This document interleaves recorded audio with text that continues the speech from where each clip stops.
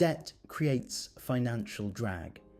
When interest rates, principal balances, and payment schedules are uncoordinated, the total cost of capital increases rapidly.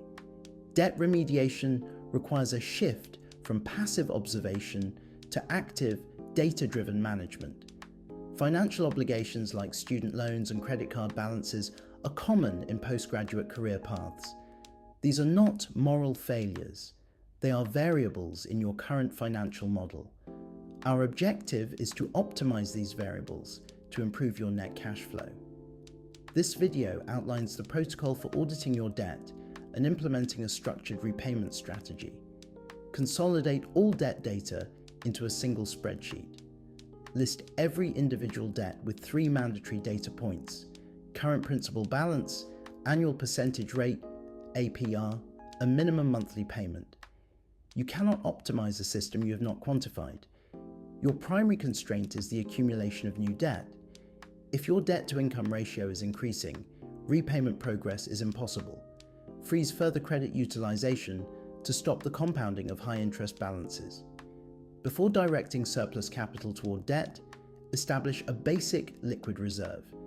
Having even a small amount of accessible cash prevents the need to resort to high-interest credit when unexpected expenses arise, maintaining the integrity of your repayment plan. To begin with, $1,000 should suffice. There are 2 primary algorithms for allocating surplus capital to debt. Your choice should depend on whether your priority is mathematical optimization or administrative simplification. The debt avalanche method. This is the mathematically optimal path. You list all debts by interest rate, APR, in descending order, regardless of the balance. You direct all surplus capital toward the debt with the highest APR, while paying only the minimum on all others. This minimizes the total interest accrued over the life of the debt and results in the lowest total repayment cost. The debt snowball method. This is the administrative priority path. You list all debts by principal balance in ascending order.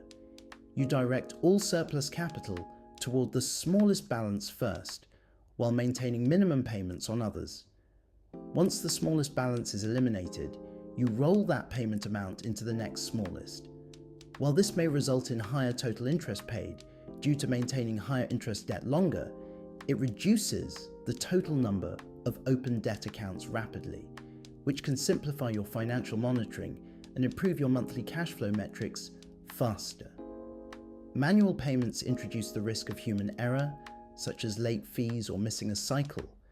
Set up automated payments to ensure you consistently meet or exceed the minimum obligations, protecting your credit score from unnecessary volatility.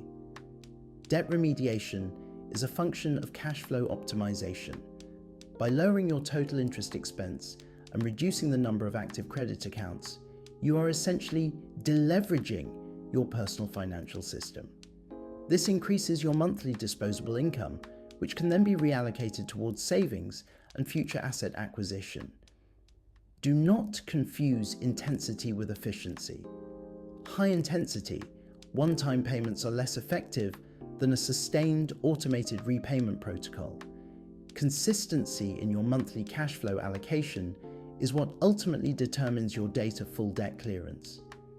In our next module, we will analyze the structure of emergency funds and the hierarchy of financial stability required before you begin long-term wealth building.